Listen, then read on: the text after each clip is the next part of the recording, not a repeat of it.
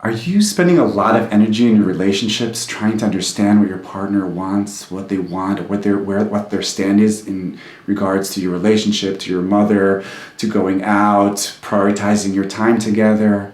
Are you spending time mind reading them, trying to understand with yourself and going in loops in your own mind? Or are you constantly badgering them, trying to understand where they are, but you're not understanding? Then I have a solution for you. Talk in numbers. So, hi, my name is Dr. Assael Romanelli. Welcome to the Potential State. And today we're going to be talking about Talk to Me in Numbers, the highway to the Crucible.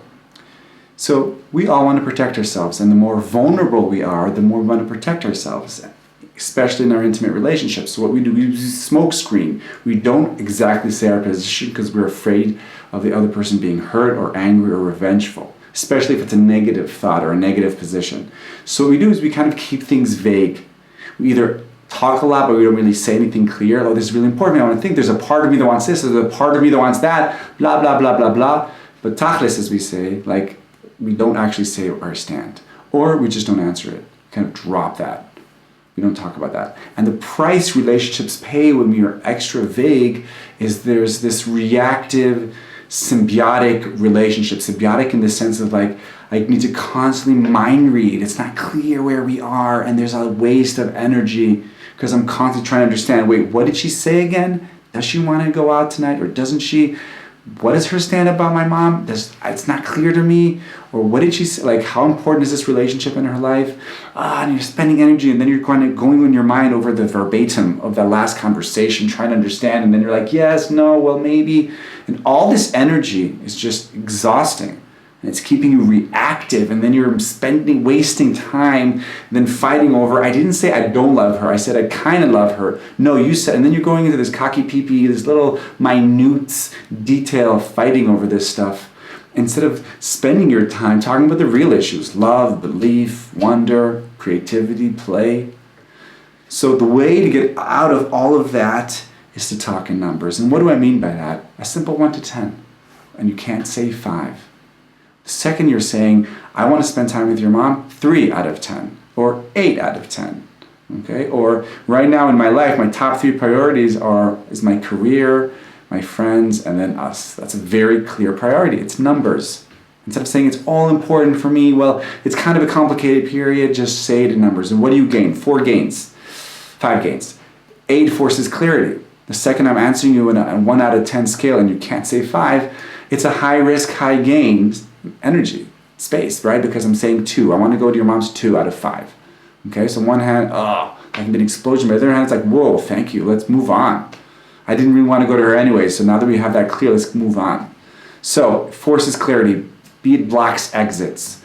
The second I'm vague, we call this an exit, right? It's a smoke screen. I can say, it's really a complicated question, and then what we're doing is we're kind of sucking both of us into this symbiosis, into this undifferentiated ego mass, as Carl Whitaker calls it. And then we're just like, it's heavy, and it's not clear, and nothing is ever finalized. Nothing is ever clear. Where do we actually stand? I'm working now with a family that every time, the 3 older sisters, and every time they meet, it's never really clear what they're saying. No issue is resolved. It's always kind of like just moved on. So numbers actually help you get to the root of the problem and talk about that and move on. The fourth is raising differentiation. Differentiation is my ability to be myself and to be close to someone else, is my ability to say my truth and still stay close. And by saying a number out loud to my partner, to my loved one, I am making a clear stand. And I'm close to them. And that is valuable. And you can check out more about differentiation in the episode about differentiation. The last thing, it saves time and energy. It goes straight to the point. You can move on. You are saving time to spend your time on things that are more important. So these are the reasons why I think you should be speaking in numbers, and I'm going to give you a few examples to try to convince you even more. So the first one is a facilitator. For those of you working in a group, I really recommend, we call this spectrogram, or value clarification in psychodrama or in action methods. And instead of having people talk about it, you create a scale in the room. How open are you in this group? Stand over here if you're really not open, less, and you can't stand in the middle. And here I'm very, very open. And stand where you are. Don't explain it, just make a stand. And then people line up and they stand.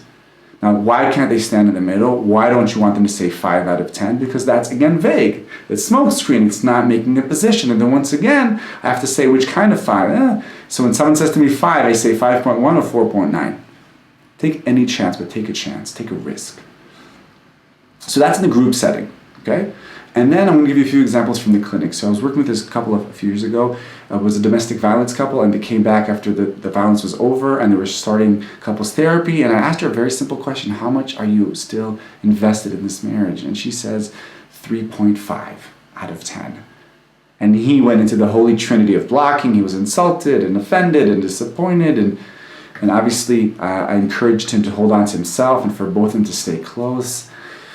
And then he kind of got that wave washed over them. And then the following week she comes and she says to me, "I was very angry at you because you pushed us over the edge." But actually, as she was saying it, she was like, "But thank you, because then we could move on. Because I could finally say my truth, and we could." And he was insulted, but then we moved on. And the following week they were in a different place. He was less shocked, and we could move on. And that 3.5 encompassed so much that she was trying to say in those weeks and months before therapy. A different couple I worked with, I asked them, they were talking about how each one of them is not really invested enough in the marriage. And I said, let's just prioritize this. Let's just write on the whiteboard. What are your top 3 priorities? So the husband said, my work, my friends, my kids, my wife. And on one hand, she was offended, but on the other hand, it kind of validated her feeling. And when she did her own, it was actually kind of similar. So having their priorities very, very clear on the board, on one hand, it's very, very offensive sometimes. But on the other hand, once the Holy Trinity of blocking washes over you, you can actually move ahead. You can move ahead, and there's clarity, and there's a deep validation, and you can say to yourself, yes, that's what I've been feeling. And it's this sense of freedom and openness. And one more example is when they asked that same couple, how much of yourself are you bringing into the marriage? From 0 to 100, how much percent of you? And then I wanted to ask both of them, so also for the husband, and also to see if his wife is assessing correctly. So this time I said, I'm going to count to 3 and say it at the same time. So I go 1, 2, 3, and she says 20 and he says 30%. So 30% he's actually in the marriage, and 70% he's out. And that was actually really an important moment for both of them, because there was kind of this mutual validation. They were both sensing the same thing. And then asking the follow-up question, how many years in numbers are you just 20% and 30% in your marriage? Say 1, 2, 3, and then he says 3, and she says since the beginning. And once again, these two numbers, the dissonance between the two numbers really, really kind of emphasized the gap between them. And that was a beautiful space to start this conversation of why. Why is there such a big gap? It's the gap in numbers that's curious. When the numbers are the same, that's great, we can move on. But when there's a big gap between 3 years and 22 years, that's a place to investigate. I'm going to give 2 examples from my personal life. The first one is a scale we learned from Lonnie Barback. And she talks about couples when they talk about sex, like how amorous am I feeling? How hot am I feeling? From 1 to 9. And I love that she did from 1 to 9, because you can't do, say, 4.5. Where 1 means I'm not into it, 5, I'm convincible, and 9, let's do it. And many times, like, you're trying to talk about it, you're trying to mind read, is she going to do it? Is he into the thing? Are we going to do it? Is it going to happen? And sometimes just asking really, really clarifies things. And the last scale, which is the A and G scale, which is the scale Assael and Gilead, the scale that me and my wife made, was for going out, for like things in our diet, in our calendar that are important to us. And this happened after many, many fights over, you didn't come, I did come to this event, I wanted you to come, why didn't you understand this was important to me? I thought it wasn't. Long story short, we said, let's have a scale from 1 to 10. Anything under 6 means the event's important to me, but if you can make it great, if not, it's fine. From 6 to 8 is like, this is really important to me, and like, if you have a really good excuse or really another commitment that's good, then fine, you don't have to come. If it's 8 to like 9, this is really important for me, and I'm really asking you to make a really big effort right now, and even cancel other plans to come to this event. And 10 means it's a command performance. And what's important about this scale is you got to respect it, not just say 10 on every single thing.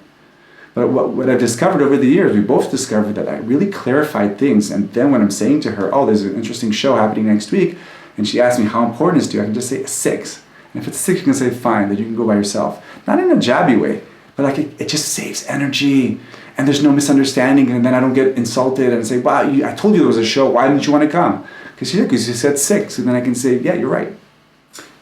So all these examples, I hope they gave you different ways to assess, evaluate, and even make a very, very clear stand in your relationships. So how do you actually do this? Choose a relationship that you're ready to get, that you want it to be more clear.